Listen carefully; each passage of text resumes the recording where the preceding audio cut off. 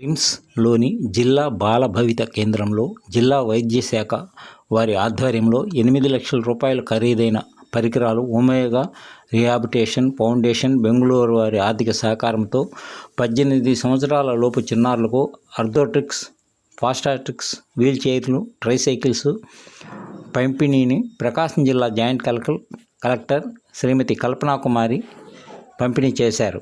ఈ సభకు జిల్లా ఆరోగ్య వైద్య శాఖ అధికారి టి వెంకటేశ్వర్లు అధ్యక్షత వహించారు.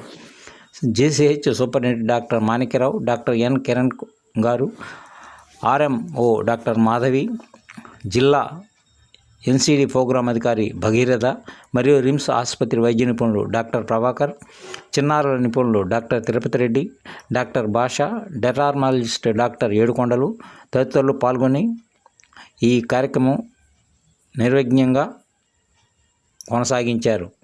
ఈ సందర్భంగా ఈ కార్యక్రమంలో ప్రధానంగా ఆంధ్రప్రదేశ్ రాష్ట్ర వికలాంగుల విభాగం అడిషనల్ డైరెక్టర్ సువార్త, జిల్లా వైద్య ఆరోగ్య సాధి డిఎంహెచ్ఓ నరసింహారావు, జిల్లా బాల భవిత కేంద్ర వైద్యులు మరియు ఫిజియోథెరపిస్ట్ సునీత సిబ్బంది పాల్గొన్నారు.